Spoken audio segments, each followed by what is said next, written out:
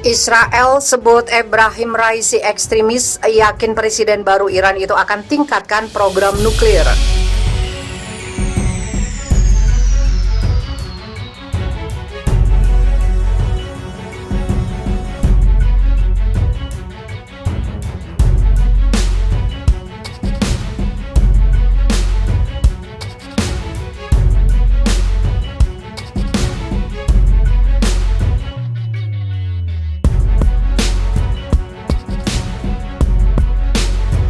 Israel menyebut komunitas internasional harus memiliki keprihatinan besar tentang presiden terpilih baru Iran, Ebrahim Raisi.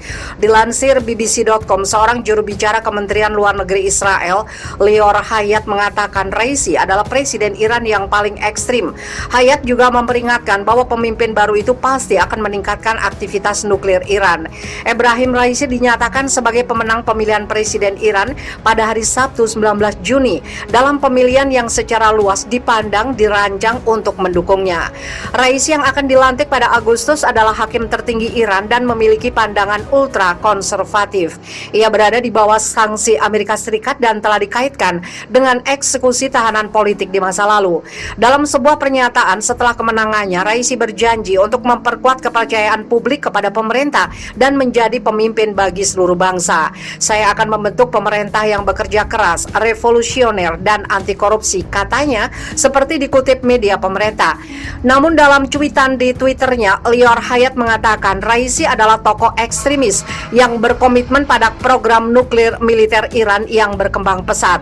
Iran dan Israel telah lama berada dalam perang bayangan yang mengakibatkan kedua negara mengambil bagian dalam aksi balas dendam, tetapi sejauh ini tetap menghindari konflik. Namun belakangan permusuhan antara keduanya kembali meningkat. Salah satu sumber ketegangan terbesar dipercaya adalah aktivitas nuklir Iran. Iran menyalahkan Israel atas pembunuhan ilmuwan nuklir utamanya tahun lalu dan serangan terhadap salah satu pabrik pengayaan uraniumnya pada April.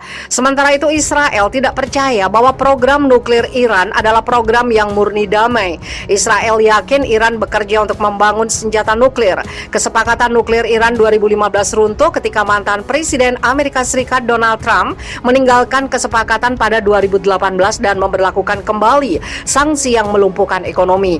Pemerintah Biden sekarang mencoba mencari cara untuk memasuki kembali kesepakatan itu. Menanggapi sanksi yang diperketat, Iran meningkatkan kegiatan nuklirnya dan saat ini memperkaya uranium pada tingkat tertinggi yang pernah ada. Meskipun jumlah itu masih kurang dari apa yang dibutuhkan untuk membuat senjata tingkat nuklir. Mengomentari hasil pemilu, Amerika Serikat mengatakan pihaknya menyesalkan rakyat Iran tidak dipedulikan hak mereka untuk memilih pemimpin mereka sendiri dalam proses pemilihan yang bebas dan adil. Jumlah pemilih berada pada rekor terendah untuk pemilihan ini dengan kurang dari 50% pemilih terdaftar pergi ke tempat pemungutan suara dibandingkan lebih dari 70% pada tahun 2017. Banyak orang menghindari pemilihan karena percaya pemilu itu direkayasa untuk mendukung Raisi yang merupakan sekutu setia pemimpin tertinggi Ayatollah Ali Khamenei. Ayatollah Khamenei telah berulang kali menyerukan penghapusan negara Israel. Pada tahun 2018 ia menggambarkan negara itu sebagai tumor kanker yang harus dikeluarkan dari wilayah tersebut. Pembicaraan kesepakatan nuklir masih dilansir BBC. Kemenangan Raisi bersamaan dengan negosiasi untuk mencoba dan menyelamatkan kesepakatan nuklir Iran di Wina. Uni Eropa mengatakan pertemuan formal lain akan berlangsung pada hari Minggu antara Iran dan 6 kekuatan dunia yang terlibat dalam kesepakatan itu. Ini adalah putaran ke-6 pembicaraan tidak langsung antara Amerika Serikat dan Iran, dan minggu ini para pejabat mengatakan para pihak masih belum setuju dalam beberapa masalah utama, lapor Reuters. Seorang juru bicara Departemen Luar Negeri Amerika Serikat mengatakan pembicaraan tidak langsung masih akan berlanjut setelah Raisi mengambil alih kekuasaan. Tukang jagal Teheran. Dalam status Twitternya, Lior Hayat menyebut Raisi sebagai penjagal Teheran, mengacu pada eksekusi massal ribuan tahanan politik pada tahun 1988.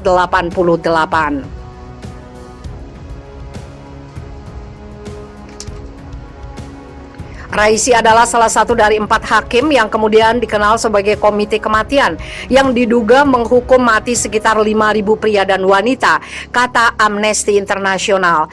Namun dalam kicauannya, Hayat mengatakan lebih dari 30.000 orang tewas, jumlah yang juga dirujuk oleh kelompok hak asasi manusia Iran. Reaksi negara lain atas kemenangan Raisi, Presiden Rusia Vladimir Putin dengan cepat memberi selamat kepada Ebrahim Raisi. Ia menyoroti hubungan tradisional bersahabatan dan bertetangga baik antara kedua negara. Para pemimpin Suriah, Irak, Turki, dan UEA mengirimkan pesan dukungan dan ucapan selamat yang serupa.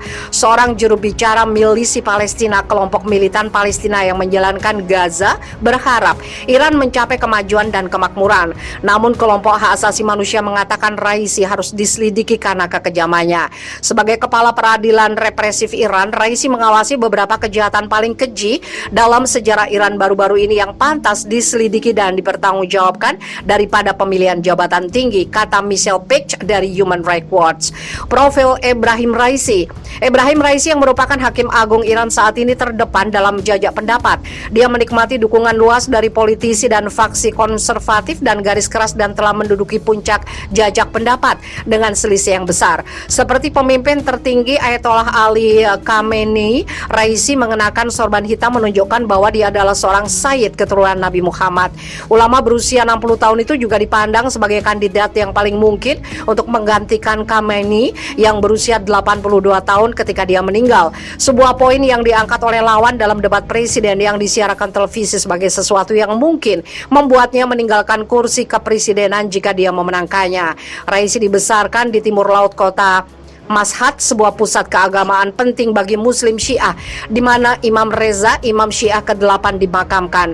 Dia mengikuti seminar di Qom dan belajar di bawah bimbingan beberapa ulama terkemuka Iran.